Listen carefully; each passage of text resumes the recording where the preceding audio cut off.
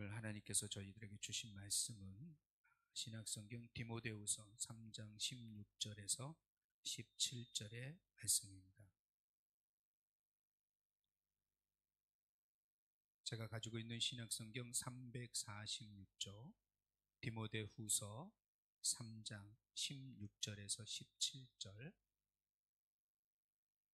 제가 16절 읽고 다 같이 17절 읽고 하도록 하겠습니다. 합독하겠습니다. 16절 하나님의 말씀을 들으십시오. 모든 성경은 하나님의 감동으로 된 것으로 교훈과 책망과 바르게 함과 의로 교육하기에 유익하니 이는 하나님의 사람으로 온전하게 하며 모든 선한 일을 행할 능력을 갖추게 하려 함이라. 아멘. 오늘 이 본문의 말씀을 가지시고 또 우리 김웅수 목사님께서 말씀을 전해 주시겠습니다. 많은 은혜 받으시기 바랍니다. 네, 목사님 올라오시죠.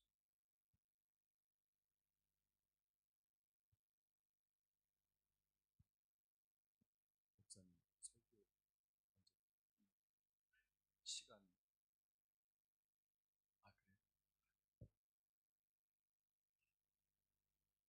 기도하겠습니다. 하나님 아버지 감사합니다. 한 번 왔다 가는 인생 가운데 복음 때문에 귀한 만남 주셔서 감사합니다.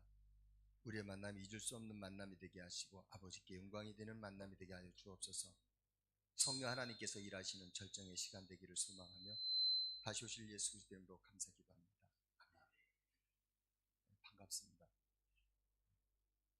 베트남에 일찍이 오고 싶었는데 이제 오게 됐습니다. 저는 선교를 다니면 안 될 만큼 건강하지 않은 사람입니다. 감기가 와도 약을 먹을 수가 없고, 제가 인도에서 선교하고 바로 중국 가서 또 선교하다가 바이러스에 감염돼서 저는 사형 선고를 받고 74일 동안 병원에 중환자실에 있다가 하나님의 은혜로 살아나는 목사입니다. 제가 병원에서 태어난 이후에 다시는 우리 목사가 선교 안 가겠구나, 성도들이 그렇게 생각했는데 다시 선교를 가는 모습을 보고 우리 교인들이 우리 목사가 선교가 진심이구나, 제대로 도와야 되겠구나, 그런 결단을 했다래요. 우리 같이 온 김영관 목사가 친구인데 캐나다 이민 목회를 떠나면서 캐나다 언제 한번 와야지 그러길래, 그러지 뭐, 그냥 하는 인사잖아요, 언제 한번 와야지 그러지 뭐. 근데 제가 병원에서 태어난 지 3년밖에 안 돼가지고 사람이 제대로 걷지도 못하는데 캐나다에 오래요. 그래서 지금 내가 어떻게 가? 그랬더니 온다 그랬잖아. 그래서 간다고는 했지만 지금 간다고는 안 했지, 지금 이 몸 상태로 어떻게 내가 캐나다를 가겠어요? 난 지금 필요해, 지금 와. 그래서 제가 비행기에서 누워서 갔습니다. 가서 아무것도 못하고 집회하고 가서 누워있고 집회하고 누워있고. 그래서 김영관 목사가 그때 울면서 나 이제 진짜 김웅수 친구하기로 했다. 나는 몇십 년 친구인 줄 알고 갔는데 그동안은 친구가 아니었던 거예요. 이제 진짜 친구하기로 했다. 목숨 걸고 사역하는 게 뭔지 난 이번에 봤다, 이제 그런 말을 했어요. 한국말에 끝까지 들어봐야 된다, 이런 말이 있어요.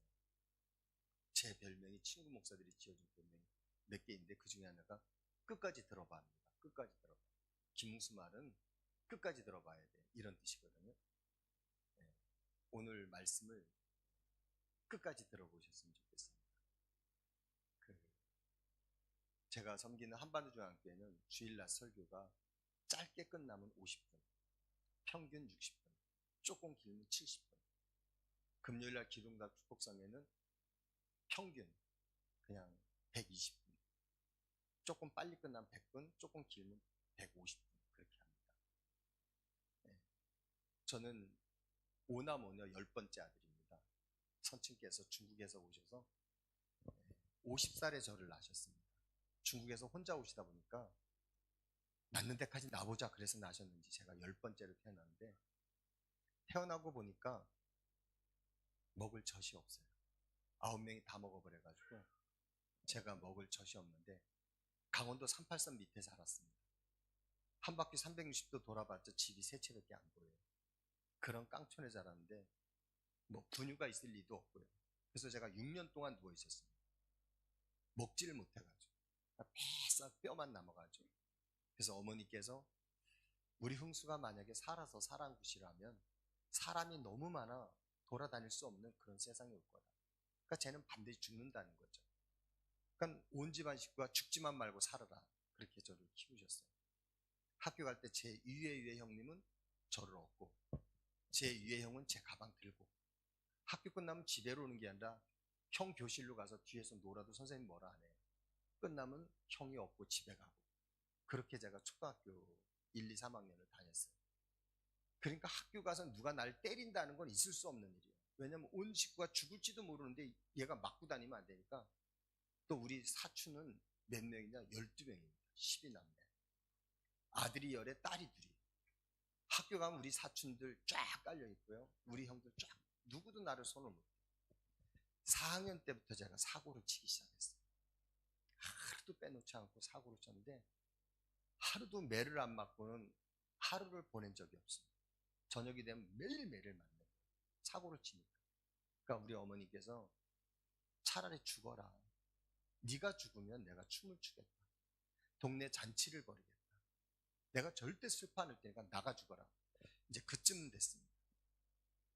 그러니까 제가 유년 시절은 너무 우울했어요. 어머니라고 하는 존재는 우주와 같은 존재잖아요.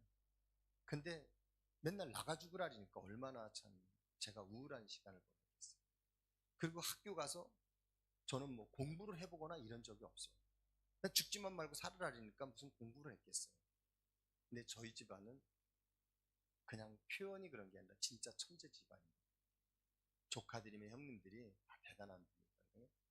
근데 저만 공부를 이제 안 한 거예요.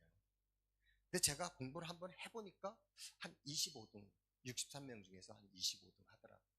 공부를 안 하니까 한 34등 정도 하더라고요. 근데 내가 볼 때 하나하나 그게 그건 거야. 그래서 놀자. 그래서 이제 그때부터 이제 놀기 시작한 거예요. 근데 중학교 1학년 때 형님이 계신 도시로다 제가 이제 아버님이 연세가 많으시니까 나왔어요. 그때 77년도 2월 2일이었는데 수요일이었는데 교회 종소리를 처음 들었어요.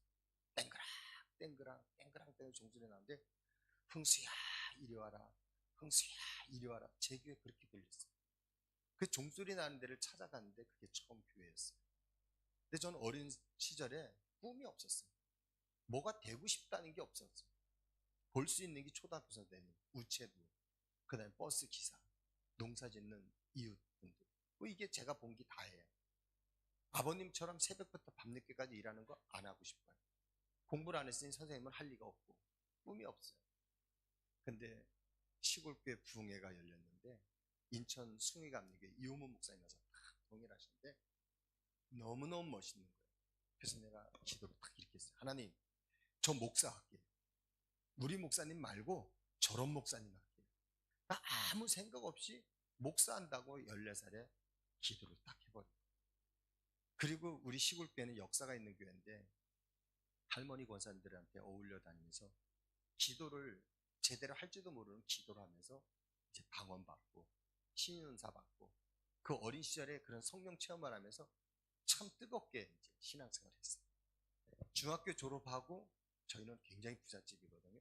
어마어마하게 부잣집이에요. 그러니까 공부할 이유가 없는 거예요. 경제관이 돈은 있으면 쓰고 없으면 꿔 쓰고. 그 당시에 125 오토바이를 제가 타고 다녔어요. 오토바이 사장님 거 한 대, 내 거 한 대. 125 오토바이는 2개밖에 없었어요. 나머지 다 50cc, 90cc 이런 시대거든요. 그렇게 지냈는데 어느 날 갑자기 너 목사한다 그랬지. 하나님이 이게 딱 생각이 나요. 너 목사한다 그랬지. 그래서 그때 제가 21살 나이에 고등학교, 20살에 고등학교 들어갔어요. 우리 이모님이 교수님인데 창피하잖아요. 시골에서 4년 후배하고 같이 학교 다닌다는 거. 서울에서 고등학교 하려니까 아니래. 넌 시골로 가야 된대. 또 우리 이모님이 저한테는 우상이었어요. 사람이 먼저 돼야 되기 때문에 시골에서 고등학교 가래. 4년 후배들하고 같이 고등학교를 졸업하고 군대를 가는데 고등학교 시절에 우리 어둑성 선생님이라는 분이 원래 꿈이 파이로트인데 이분은 등산에 미친 분이에요. 그래서 등산을 자유자재로 마음껏 할 수 있는 직업이 뭔가 하고 연구해 보니까 학교 교사래. 교사가 등산을 가장 많이 다닐 수 있는 직업이에요. 그래서 등산이 이분은 이제 교사가 되는데 토일 되고 주일 되면 나를 데리고 등산을 다니시는 거예요, 이분이. 고등학교 3년 동안 교회를 끄는 거예요, 제가. 등산에 미쳐가지고. 근데 군대를 딱 갔는데 어딜 갔냐면 등산부대 가. 너 그렇게 등산 좋아? 한번 해봐. 3년을 제가 산만 탔는데요. 다시 내가 산으로 올라가면 내가 진짜 호루자식, 내 개자식 다리고 다시는 등산 안 한다 이건데 군대를 딱 갔는데 분대장이 뭐라냐면 너 태권도 그 다음에 행군 못하면 넌 인생 끝이야. 근데 우린 보통 10시간에서 11시간을 걸어요. 근데 뭔가의 생각에 빠져들지 않으면 그 고통을 이길 수가 없어요. 그 무거운 짐을 배낭을 지고 행군하기 위해서. 그러니까 사회에서 즐거웠던 연애했던 이런 거 생각하래요. 그런 게 있어요, 시골 촌놈이. 그래서 제가 행군하면서 우리 기독교인들은 왜 고난이 오고 핍박이 오면 주님을 찾게 돼 있잖아요. 그때부터 제가 이제 기도를 하는 거예요. 그 기도했던 추억이 있으니까. 하나님, 제가 어떤 목사가 되면 좋을까요? 교회 이름은 뭐로 짓까요? 교회 표현은 뭐로 할까요? 교회 건축은 어떤 모양으로 지을까요? 그 고통을 잊기 위해서 기도를 시작한 거예요. 10시간씩 밤에, 그 칠흑 같은 밤에. 그때 하나님이 교회 이름을 딱 주시는데 한반도 중앙교회라는 거예요. 네가 목회할 교회 이름. 그 내가 웃었어요. 무슨 교회 이름이 이런 이름이 세상에 어디냐고. 근데 하나님이 내가 너를 한반도 복음화에서 택한 나의 종이다 하시. 아니 그런 거는 공부 잘하는 친구들한테 말씀하셔야지. 맨날 34등하고 맨날 의도맞고 다니는 나가 내 열등감이 공부 못하는 거거든요. 근데 무슨 나한테 한반도 복음화하는 목사라고 말씀하십니까? 한반도 복음화를 24살에 받았어요. 14살에 목사 되겠다고 선언하고 24살에 한반도 복음화를 받았어요. 그리고 제가 강원도에서 서울을 타 올라올 때 10,000원 들고 올라왔거든요. 근데 기도를 정말 잘해야 되는데 제가 하나님께 기도를 이렇게 했어요. 하나님, 내 평생 교회는 2개입니다. 훈련받는 교회 하나, 내가 개척한 교회 하나. 내 평생 교회는 2개입니다. 입이 방정이라. 기도를 딱 했는데 신학교 3학년 말에 담임 목사님이 목회를 그만두셨어요. 근데 그 다른 옆에 교회 목사님하고 우리 목사님 친하신데 맨날 그분이 오시면 저기 김웅수 전사는 신학교 마치면 내가 데려갈 거야. 그러면 마음대로 해. 두 분이 이렇게 참 농담하시고 그러시는 분인데 담임 목사님 그만두면서 그 목사님하고 교회가 통합이 된 거예요. 근데 우린 또 한 의리를 하는 사람이기 때문에 제가 사표를 냈죠. 제가 모시던 목사님이 목회를 안 하시니까 나도 그만둬야 된다. 그리고 이제 그날부터 교회 갈 교회가 없는 거예요. 나는 출석할 교회가 없는 게 그렇게 비참한지 몰랐어요. 근데 하나님이 딱 뭐라냐면 너 교회 2개밖에 없다 그랬지? 네 평생에. 그럼 내가 이제 개척을 해야 되는 거예요, 이제 상황이. 그래가지고 신학교 4학년 때 개척을 하는 거예요. 이 멍청한 놈. 근데 그때만 해도요, 주보를 하러 오는데 그 우리 교단 옆에 교회들이 한 20몇 교회가 있는데 주보를 하러 다 우리 교회로 오는 거예요. 복사기 있는 교회도 별로 없는 거예요, 그 당시에. 그럼 뭐 15매, 20매 뭐 이렇게 복사를 내가 해서 전사 때 이렇게 나눠주면서 속으로 야, 어떻게 목회를 하면 교인이 20명이 모이냐. 내가 목회를 하면 진짜 구름대 같이 모일 거다. 혼자 속으로만. 이게 참 무식하면 이게 답이 없어요. 개척을 딱 하고 처음에 딱 개척을 했는데 내가 섬기던 교회에서 25명이 딱 왔어요. 단칼에 되돌려 보냈어요. 내가 왜 남의 교인 갖고 목회하냐.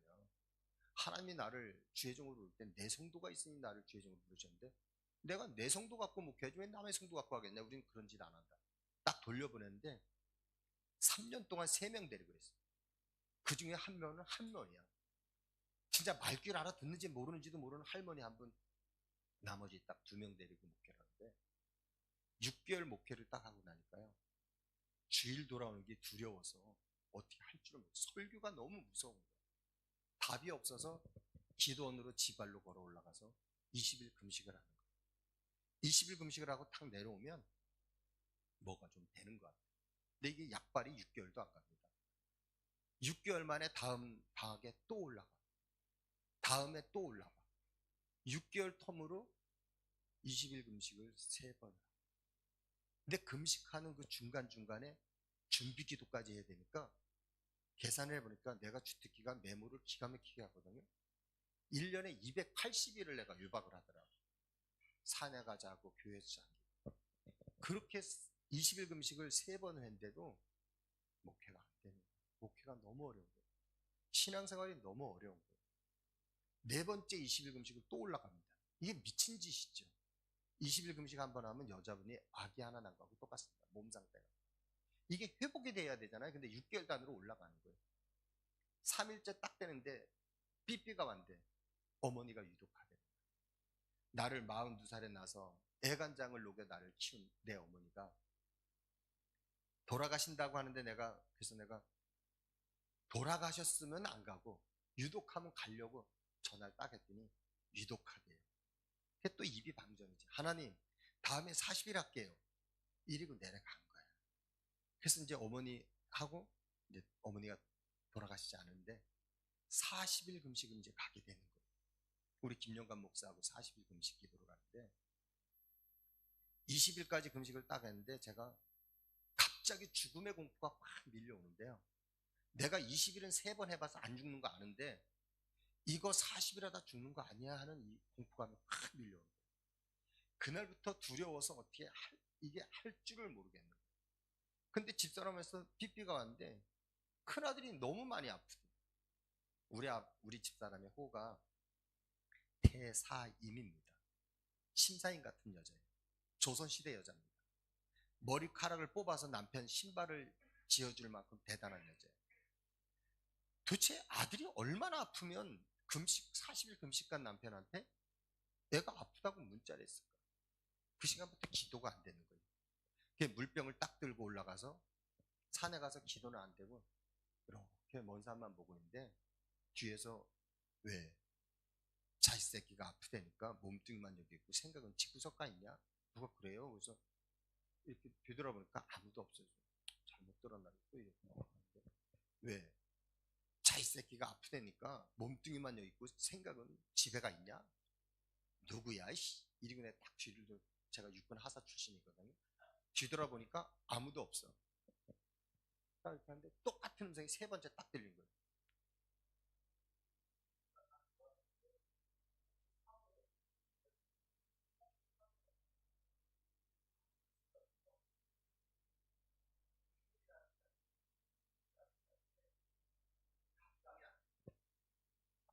눈물 콤보 범벅이 돼가지고 난 사람이 눈물을 그렇게 많이 흘릴 수 있다는 거에 대해서 너무 놀랬고 눈물과 콧물이 이게 섞여버리면 입이 딱 붙어버려가지고 이게 본드도 그런 본드가 없어요. 안 떨어집니다.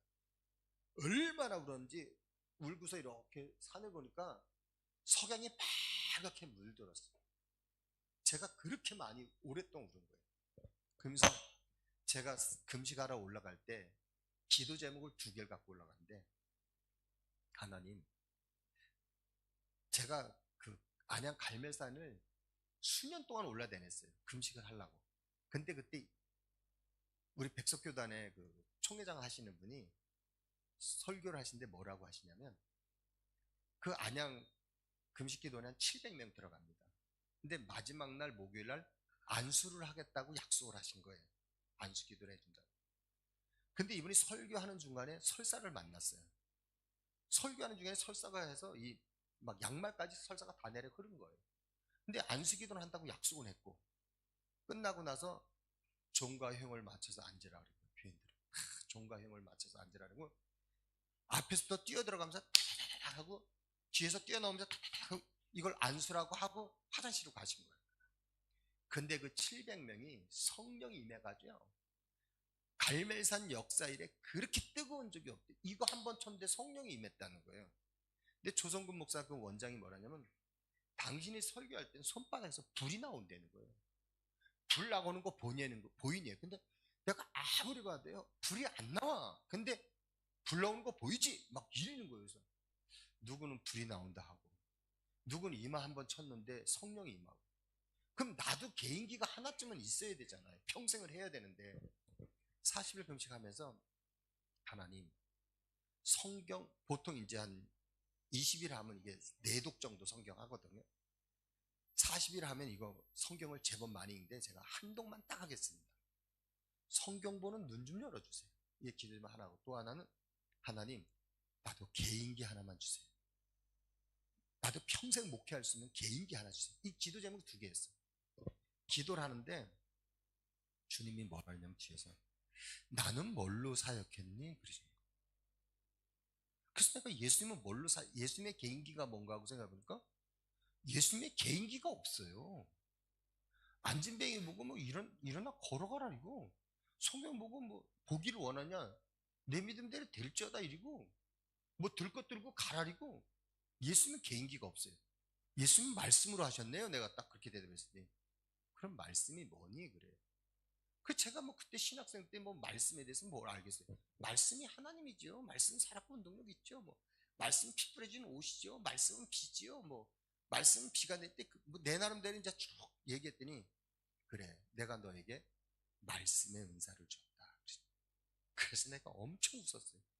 무슨 나 같은 놈한테 말씀의 은사를 주십니까? 주려면 조인규 목사 같은 분한테 말씀의 은사를 줬겠지. 무슨 나 같은 놈한테 말씀의 은사를 줬겠습니까? 내가 웃었더니만 너뿐 아니라 모든 주의 종에게 말씀의 은사를 줬다. 근데 이 주의 종들이 그거를 본인도 믿지 않으면서 설교를 한다. 그러면서 저에게 너는 말씀의 목회를 하라. 그게 제가 34살에 받은 말씀. 말씀 목회, 설교 목회.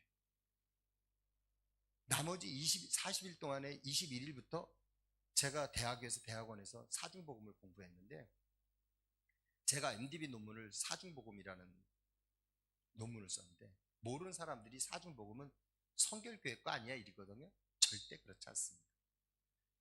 이 사중복음은 장로교에서 시작된 거거든요. 그 사중복음 꽃을 피운 게 성결교회지만 장로교에서 시작된 거예요. 근데 심프슨이라는 분이 이제 교단을 세울 때 거기에 대표적인 사람이 빌리그램 목사님 이런 분들이에요. 사중복음을 신앙고백으로 인정하지 않으면 등록교인으로 받질 않았어. 아예. 그 정도로 사중복음은 성경 66권을 균형 있게 4개로 이렇게 딱 분류해 놓은 게 사중복음이라는 건데 제가 사중복음에 대해서 굉장히 관심을 갖고 있을 텐데 21일째부터 하나님이 사중복음에 대해서 새록새록 깨달음을 주시는 거예요. 그래서 제가 그동안에 배웠던 사중복음이 아닌 나만의 사중복음으로 공부를 하기 시작한 거예요. 그리고 그걸 27년 정도를 계속 되새김질 하면서 그 박사 논문이 목회자의 눈으로 바라본, 신학자의 눈으로 본 게 아니라 목회자의 눈으로 본 사중복음이라는 논문을 제가 박사 논문을 썼거든요. 그리고 코로나가 터져가지고 선교를 못 가니까 하나님이 그걸 책으로 써라 해서 쓰기 시작한 게 강단목회라는 책을 썼어요. 이 강단목회라는 책은 한국에 없습니다. 강단목회라는 주제로 책이 나온 게 없습니다. 지금. 여러분 서점에 가보면 똑같은 주제로 책이 막 미어터집니다. 근데 강단목회라는 주제로는 책이 없어요. 하나님이 주시는 건 항상 이렇습니다.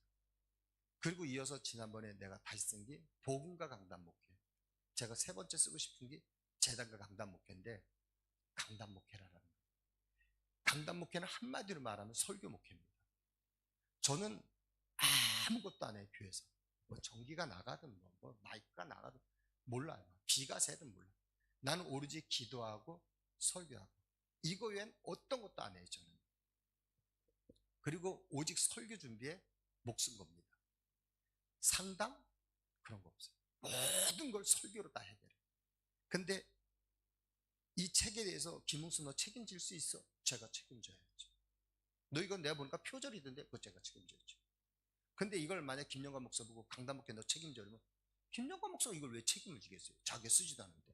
마찬가지로 모든 하나님의 성경의 말씀은 성령의 감동으로 된 것을 교훈과 책망과 바람과 의로 교육하기 위해서 기록해요. 성경은 누가 썼냐? 성령 하나님이 쓰신 거예요. 그럼 이 성경은 하나님이 책임지신 거예요. 그렇기 때문에 우리가 신앙생활도 말씀 안에서 말씀 따라 말씀으로, 기도도 말씀 안에서 말씀 따라 말씀. 제가 베트남 선교 오는데 감기에 걸려가지고요, 정말 내가 오는 날까지도 가야 되나 말아야 되나 할 정도로 심했어요. 아우디 차량 있죠, 아우디 차량. 아우디 차량에 보면 이렇게 로고가 4개가 붙어 있잖아요. 구분은 되는데 분리는 안 되죠. 그런 것처럼 사중복음이라는 건 구분은 되지만 분리가 안 되는 겁니다. 뿌리와 줄기와 꽃과 열매는 구분은 되는데 분리가 안 되는 거예요. 바른 복음은, 틀린 복음을 가진 사람은 틀린 신앙생활을 해요. 이단이 왜 이단이냐? 틀린 복음을 갖고 있기 때문에. 바른 복음을 가진 사람은 반드시 바른 예배를 드려요. 바른 예배를 드린 사람은 반드시 바른 삶을 살고요, 바른 삶을 사는 사람은 반드시 바른 열매를 맺게끔 돼 있어요. 근데 사도 바울이 데살로니가에 가서 복음을 전하는데 3일의 복음을 받습니다. 데살로니가 3일 동안, 3주 동안 복음을 받았는데 데살로니가 교인들이 참된 소망을 품고 예수님의 재림의 소망을 품고 환난과 핍박 속에 신앙생활을 승리합니다. 아니, 우린 30년 예수 믿어도 안 되는데 얘들 어떻게 3일에 만에 이런 역사가 일어나냐? 2장 13절에 가보면 데살로니가 교인들은 우리가 전하는 말씀을 들을 때에 사람의 말로 듣지 않고 하나님의 말씀을 들었느니라, 이렇게 본문이 나오는데, 거기서 듣다라는 단어가 2번이 나오는데, 앞에서 듣다라는 말은 공동체 예배, 목사님이 설교하시는 그걸 들었다는 얘기예요. 이거는 객관적으로 들었다, 그렇게 돼 있어요, 원문에 가보면. 그러니까 강단의 설교가 선포될 때는 네 생각 제로로 쫙 빼고 있는 그대로 객관적으로 들으라는 거예요. 뭐 따질 것도 없고 불신할 것도 없고 그대로 들으라는 거예요. 객관적으로. 뒤에 들었다는 그 말씀은 주관적으로 들었다는 거예요. 이걸 제 표현식으로는 앞에는 공예배, 이건 개인 예배라는 뜻이에요. 그래서 여리고성을 무너뜨리는 비밀은 여전한 방식으로 여리고성을 도는 것처럼 신앙생활은 공예배와 개인 예배를 여전한 방식으로 하는 겁니다. 이 공예배의 승리를 하는 사람은, 이걸 실패한 사람은 절대 개인 예배를 드릴 수 없어요. 목사는 성경을 갖고 묵상합니다. 저는 강해 수의 설교를 해요. 창세기를 정하면 1장부터 50장까지 통으로 갑니다. 뭐 출애굽기 통으로 가요. 계시록 무조건 갑니다. 뭐 한 절도 건너뛰거나 이런 거 없습니다. 목사는 성경을 갖고 묵상을 해가지고 설교로 조직을 해서 설교를 하지만, 성도는 성경을 갖고 묵상하는 게 아니라 강단 말씀을 갖고 묵상을 해야 돼요. 자기 담임 목사님이 설교한 걸 갖고 묵상을 해야 됩니다. 우리 교인들은 설교를 5번, 짧게 듣는 사람은 5번, 많이 듣는 사람은 한 20번 정도 듣습니다. 그리고 담임 목사님 설교를 쫙 정리를 합니다. 그대로 다 녹취하면서 정리를 하고, 그 다음에 묵상을 하고 적용하고 갱신하고 결단하고, 토요일날 가정예배를 통해서 자기가 묵상한 걸 포럼을 하고 피드백을 하고, 주일날은 가정교회에 와서 소그룹에서 그걸 포럼을 하고 피드백을 받고 그러거든요. 교부들이 뭐라 했냐면, 죽은 사람을 살리는 것보다 더 힘든 것이 내 자신을 보는 거다. 죽은 사람 살리는 건 불가능한데 그보다 더 어려운 게 뭐냐면 내가 내 죄를 보는 거라. 남의 눈에 티끌은 기가 막히게 보는데 내 눈에 들보는 못 보는 게 인간인데, 가정교회에서 포럼을 하고 묵상한 걸 나눌 때 우린 신랄하게 들이댑니다.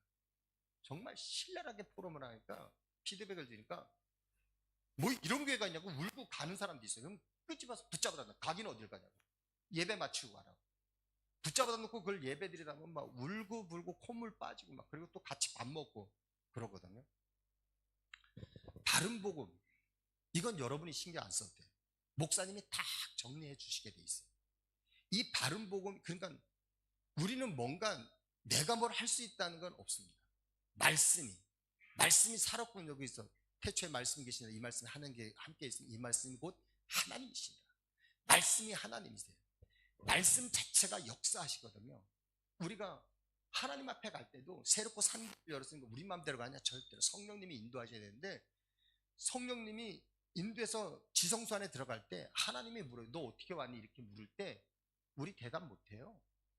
제가 31살부터 목회했는데요, 74일 동안 병원에 있다가 중환자실에 딱 있는데 죽게 생겼는데 와, 심장 떨려. 하나님 앞에 갔을 때 내가 할 말이 없어. 20일 금식 3번, 40일 금식 1번, 선교를 내가 그래도 한 27년 다녔는데 하나님 앞에 내가 뭘 내놓을 게 없어요. 하나님 시간 좀 주세요. 내가 더 살고 싶은 게 아니라 하나님 앞에 갈 준비를 좀 해야 되겠어요. 그러면 성도님들은 어떨 것 같아요? 세상의 직업을 갖고 세상에 사시는 성도님들은 하나님 앞에 딱 갖다 들이대면요 할 말이 없어요. 근데 그때 성령님이 제가 데리고 왔습니다. 제가 데리고 왔습니다. 내가 인도해 왔습니다. 하나님 물으세요. 너 왜 데리고 왔니? 저 속에는 바른 복음이 있습니다. 저 속에는 바른 복음이 있기 때문에 내가 데리고 왔습니다. 그러면 그때 물어요. 그럼 죄는 어떻게 하고 왔니? 그때 예수님이 저 죄는 십자가에서 제가 해결했습니다. 덮어버렸습니다. 우리가 막 문에서부터 시작해서 번제단으로부터 물두멍으로 성소로 들어가서 지성소 안에까지 이게 사중복음이거든요. 우리 속에 말씀이 차곡차곡 쌓여야 되는데 요한일서 2장 12절로 14절에 보니까 자녀 신앙이 있고 아이 신앙이 있고 청년 신앙이 있고 아비 신앙이 있잖아요. 최소한 청년 신앙은 돼야 돼요. 이 청년 신앙이 안 되면 이거 민폐예요. 민폐. 그러면 청년 신앙이 뭐냐면 그 속에 말씀이 있어. 흉악한 자들을 이겼느니라. 흉악한 자들을 이길 수 있는 비밀이 뭐냐? 그 속에 말씀이 있어. 말씀이 흉악한 자를 이기는 거예요. 내가 무슨 금식해서 능력받아서 이게 아니라 말씀이 나를, 그러니까 말씀이 차곡차곡 쌓일 때, 그러니까 계시록 19장 13절에 보니까 피 묻은 옷을 입고 전신갑주를 입으라는데 전신갑주 다 알잖아요. 그 앞에 말씀을 다 붙여야 돼. 말씀의 투구, 말씀의 의의 말씀의 진리띠, 말씀이 그만큼 무서운 거거든요. 하나님이 비를 내리실 때 이 비는 하나님의 교훈이라 그랬거든요.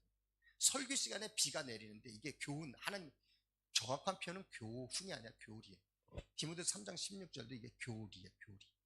우리가 이단들이 자꾸 교리라는 말을 쓰니까 우리가 잘 안 쓰는데 교리가 시원찮아서 자꾸 이단한테 넘어가는 거예요. 이 교훈이 하늘에서 비같이 내릴 때 하늘의 보고를 여시고 하나님 복을 준다. 복받기 가장 좋은 시간이 어느 시간이냐? 예배 시간. 창세기 5장 1절 2절에 보니까 하나님이 남자와 여자를 지으신 첫날에 지어놓으시고 한 얼마 있다가 야, 너 보니까 복 줄만하다. 이게 아니라 지으시던 첫날에 딱 복을 주셨는데 그 복이 뭐냐? 예배복입니다. 그 예배복이 뭐냐면 창세기 1장 28절로 연결되는데 생육하고 번성하고 다스릴 정복하고 땅에 충만하라. 이 5복을 주시거든요. 예배 시간에 이 5가지 복이 터져버리는 시간이에요. 그러니까 저는 사역하면서 예를 들어서 암 환자가 고침받았다. 태어날 때부터 장님인 53세 장님이 눈 떴다든가 이런 많은 표적과 이사들이 언제는 저는 안수기도 안 해요. 안수기도를 해서 암 환자가 나면요. 목사를 거의 하나님 쫄다구 좀 알고 쳐다보는데 예배 시간에 기적과 이서가 일어나면요. 예배에 올인하게 돼 있습니다. 그러니까 저는 안수기도 안 해요. 근데 예배 시간에 설교 시간에 모든 역사는 설교 시간에 일어나 버려요. 그러니까 우리 교회 지금 교수 한 명이 있는데 그 친구가 중학교 1학년 때 내가 전도한 친구인데 강원도 시골에서 전도했는데 이 친구가 대학을 오면서 이제 우리 교회에서 10년 반주자가 돼가지고 목사 사무가 됐는데 이 친구가 대학교 졸업할 때 유아교육을 전공했는데 유아교육 교수인데 학교 대학 내에 유치원에 교사로 들어가고 싶은 이 친구 꿈이었어요. 1년에 5명 교사를 뽑는데 그 애는 1명밖에 안 뽑는 거예요. 그래서 얘가 걱정이 돼서 목사님 올해는 1명밖에 안 뽑는데요. 어떻게 하면 좋아요? 쓸데없는 거 신경 쓰지 말고 사익이나 똑바로 해요. 원래는 안 뽑기로 돼 있는데 그 1명 너 때문에 뽑는 거예요. 그건 네 자리야. 신경 쓰지 말고 사익이나 똑바로 해요. 그 친구 딱 들어가거든요. 이런 식으로 강단에서 내가 탁 던지잖아요. 그 말씀은 성취되게 돼 있어요. 내가 신비로운 사람이 아니라 하나님이 나에게 감동을 주실 때 내가 탁 선포하는 건데 이게 목사의 믿음이에요. 근데 내가 했다가 병이 안 나면 어떻게 해? 목사가 그 믿음이 없어 하나님이 선포하는데 안 하는 거예요. 우리 교회 미용사 한 분인데 키가 한 175 되는데 노란 머리로 염색하고 요 밑에 초록색으로 염색을 했어요. 엄청 매력 있어요. 이 여자 시집갔는데 애기 못 나서 쫓겨났어요. 그래서 그냥 자기는 결혼을 이제 포기하고 미용사를 사는데 190대는 청년이 프로포즈를 한 거예요. 안 되겠어 얘기를 한 거예요. 나 사실 아기를 못 낳는 여자다. 그래서 결혼했다 내가 쫓겨났다. 애 못 낳아도 좋다. 결혼해줘라. 이 남자가 그래서 결혼을 한 거예요. 그래서 내가 탁 신방을 갔는데 예배를 딱 드리는데 하나님이 이 가정에 새 생명 주시겠다는 거예요. 그 예배 드리기 전에 하나님이 새 생명 주신다는데 나 그랬더니 그 순간부터 분위기가 싸한 거야. 예배를 드렸더니만 남편이 막 저 가보겠습니다. 출근해야 될 것 같습니다. 이러고 나가고 나니까 여자가 박미선 집사인데 나를 잡아먹을 것 같은 눈을 하면서 목사님 내가 애기 못 낳는 여자인 줄 알면서 애기 왜 꺼내냐고. 그럼 우리 남편이 애기 낳고 싶어 할 거 아니냐고. 왜 와서 그렇게 집안에 분란을 일으키시냐고. 그래서 아니 이 친구야 하나님이 애기를 주신다는 데면 준다고 말하지 그럼 내가 뭐라고 말을 해야 되는데 그랬더니 아니 몰라요 밥이나 식사나 하러 가세요. 그래서 내가 밥이나 얻어먹으러 다니는 사람인 줄 알아? 밥 안 먹어 씨. 그리고 이제 집에 왔어요. 그 다음날 새벽에도 딱 갔는데 이 인간이 감사헌금을 안 하네. 그래서 내가 박미선 너 애기 못 낳아서 쫓겨난 주제에 하나님이 애기 주신다는데 감사헌금 안 해? 왜 병원 가서 의사가 애기 난 달에 그때 너 할 날이냐? 그래도 내가 했더니 자기 집에 가서 생각해 보니까 자기가 나쁜 년이더래. 애기 못 낳는 자에게 애기 준다고 말했으면 감사헌금을 하는 게 맞겠더래. 내가 말하는 감사헌금은 그 당시 이게 거의 한 25년 전이니까 뭐 5만 원, 10만 원을 난 생각한 건데 적금을 깨가지고 200만 원을 감사헌금을 한 거예요. 그래가지고 아기를 낳는데 제가 이름을 줘달래서 5천 녹으로 지었어요. 하늘에 5가지 녹, 생육 번성 5개 땅에 충만하라. 얘는 무조건 목사다. 5천 녹.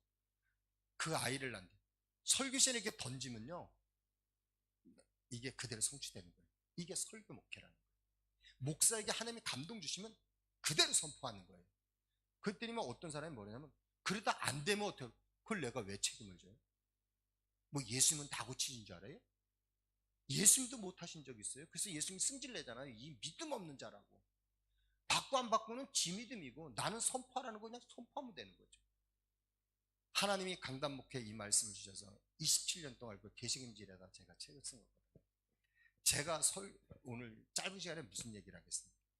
여러분 모든 문제를 예배로 해결하세요. 예배 시간에 예배만 승리할 수 있다면 억만 가지 문제가 있다 할지라도 전혀 문제될 게 하나도 없습니다. 그래서 예배에 목숨을 걸어야 돼. 목숨을. 우리는 11시 예배인데 10시면 교인들 거의 70% 옵니다. 10시부터 10시 반까지 전성도가 기도하는데 개인 기도하면 안 돼. 목사님, 대표 기도하는 분, 안내위원 이런 분들 예배를 위해서 찬양 인도자 쫙 기도하고 30분 찬양하고 그리고 설교 60분 딱 듣고 통성기도 빡세게 딱 하고 제가 이런 로드맵을 쫙 얘기하면요 엄청난 얘기를 할 수 있어요. 제가 하나님께 받았어요. 근데 문제는 제가 어디서 기가 죽냐면 그럼 네 교인 몇 명 모이냐? 그러면 제가 기가 죽어요. 거기서 제가 기가 죽긴 하는데 아까 아우디 차량 로고 말씀드렸잖아요. 4개가 연결됐는데 이게 구분이 딱딱 되는데 분리가 안 된다 그랬잖아요. 바른 복음은 바른 예배를 드려요. 근데 바른 예배를 드리는 사람은 바른 삶을 사는데 이 바른 삶은 묵상을 전제로 하는 거예요. 그러니까 로마서 12장 1절로 2절에 영적인 산제사를 드리는 이게 성막 안의 기도예요. 성막 안의 기도. 성막 문에서 번제다 물두멍에서 성소 안에 들어가서 기도하는 거예요. 완전 자기를 기도로 승부를 내는 거예요. 우리는 신앙생활을 뭘 하냐? 신앙생활은 기도생활이다. 기도한다는 건 신앙생활을 한다는 얘기고 기도 안 한다는 건 신앙생활을 안 한다는 얘기다. 위대한 인물들은 이 기독교 역사의 위대한 인물들은 기도에 대해서 다 한마디씩 다 했습니다. 여러분 기도에 대한 어록을 찾아보세요. 다 한마디씩 했습니다. 그래서 저도 한마디 했습니다. 예수 그리스도가 내 삶의 중심 되게 하시고 기도가 내 삶에 우선되게 하시며 전도가 내 삶에 목적되게 하소서. 기도가 우선이에요. 밥 먹는 것보다도 그 어떤 것보다도 기도가 우선이다. 근데 여기서 말하는 기도는 그냥 주여 믿사오니 뭐 이런 기도가 아니고 묵상을 전제로 하는 기도예요. 근데 그 묵상은 성경이 아니고 여러분의 담임 목사님 설교입니다. 6개월만 여러분의 담임 목사님 설교를 녹취를 하고 그걸 묵상을 하고 그걸 되새김질해서 포럼을 하고 나누잖아요. 우리 교회 어떤 일이 있었냐면 제가 74일 동안 병원에 입원했다 그랬잖아요. 교회 개척을 시작하면서 5명을 딱 뽑아서 제가 묵상 교육을 3년 반을 시켰어요.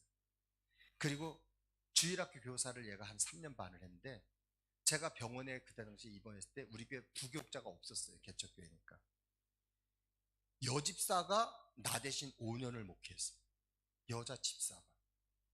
11시 설교는 제가 막 강대상 붙들고 벌벌 떨면서 어떻게 하고 새벽 예배, 수예배, 금요철야 모든 목회를 여자 학원 강사인데 학원 강사 가서 일하고 새벽 2시까지 묵상하고 새벽 4시 반에 일어나 새벽 기도 서리 집사가 5년 목회를 했고 근데 충영교회 유창무 목사라고 충영교회 30년 기도원 목사가 있습니다. 알만하겠죠? 기도원 30년 목사면 얼마나 기도의 사람인지. 충영교회가 뭐 아무나 부목사 30년 할 수 있는 데가 아니잖아요. 이분이 인도 선교사인데 우리 교회 옆에 사택이 있어요. 그러니까 3개월 인도 갔다 한 달 한국에 오시면 거기 계신데 새벽 예배를 우리 교회에 나오신 거예요. 근데 우리 교회 서리 집사 설교에 은혜를 너무 받은 거지 목사님이. 끝나고 전사님 은혜 받았습니다. 저 전사 아니에요. 그러니까, 그럼 누구시요? 저 서리 집사예요. 아니 서리 집사가 어떻게 설교를 하시냐니까.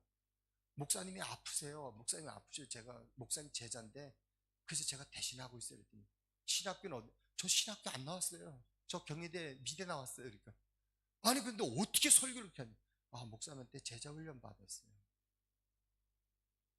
제자가 없는 인생은 헛산 인생입니다. 무슨 어떤 화려한 얘기를 해도 제자가 없는 인생은 헛산 거예요. 헛산. 사람은 죽어서 이름을 남긴다. 거짓말이에요. 사람은 죽어서 제자를 남기는 겁니다. 철저하게 제자를 남기는 거예요. 그래서 우리는 사람에게 투자한다는 게 원칙인데 스승이 없는 인생은 울어야 되는 인생입니다. 울어야 되는 인생. 스승이 없다는 얘기는 가능성이 없다는 겁니다. 베드로를 보면서 부인하고 저주하고 예수님 앞에 그랬는데 예수님이 끊임없이 베드로를 품으셔요. 현재의 베드로를 보면은 저 싸가지 없는 놈 3년 동안 거두고 먹이고 입혔더니만 날 배신해?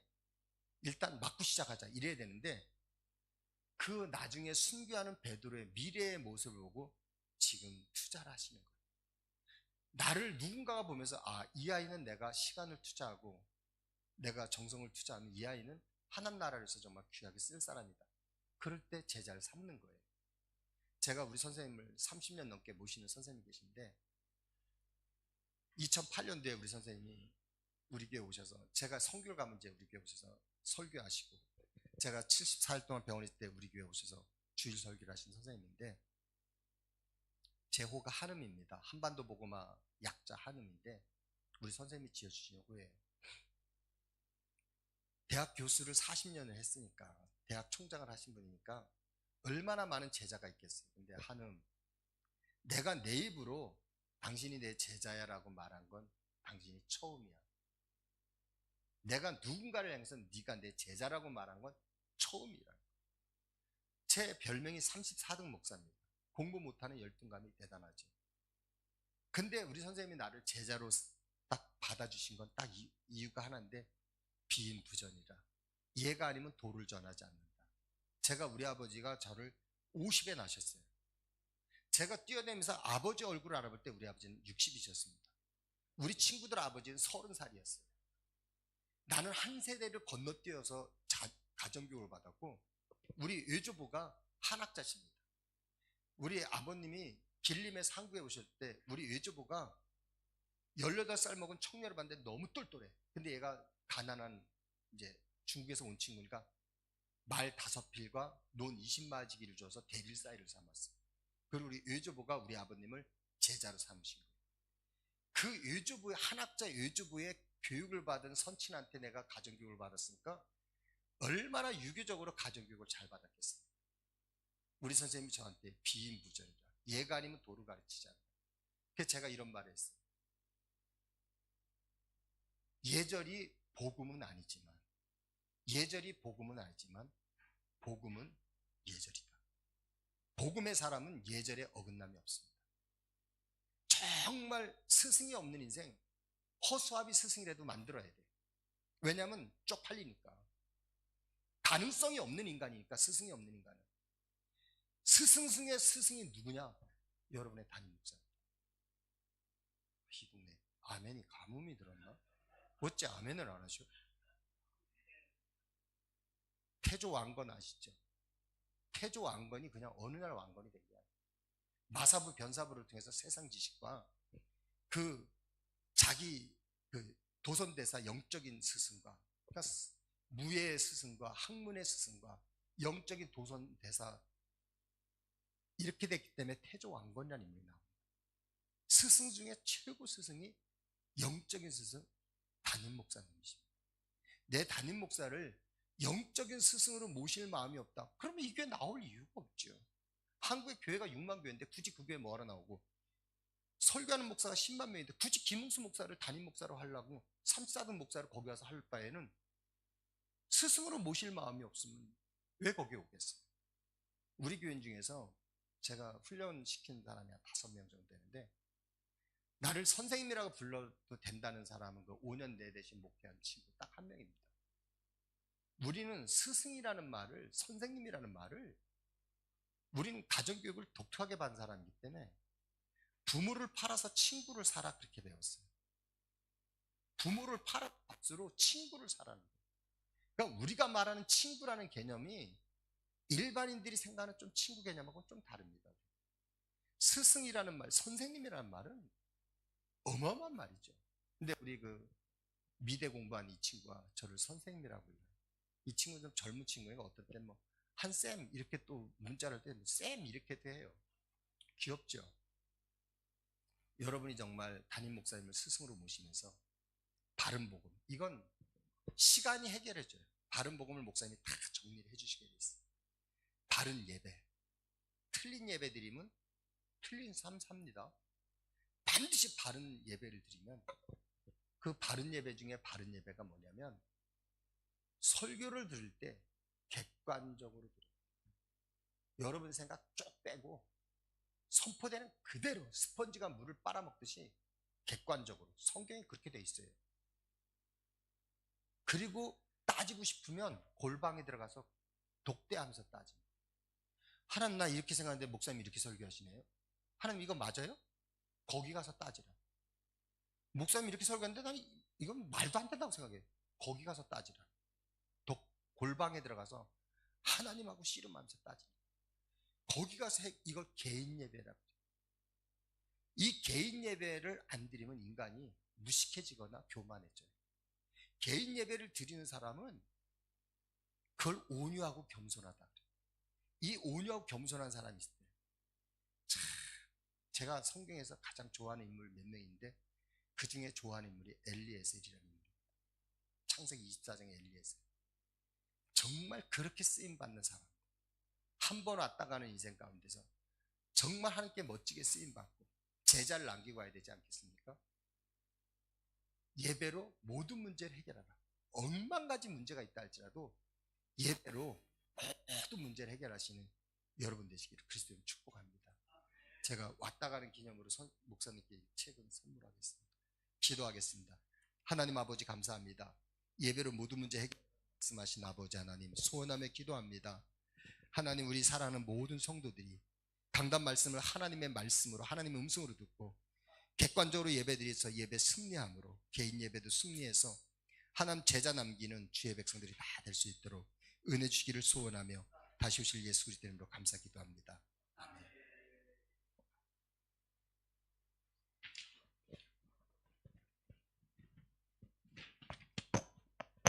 네, 귀한 말씀 다시 한번 감사를 드리고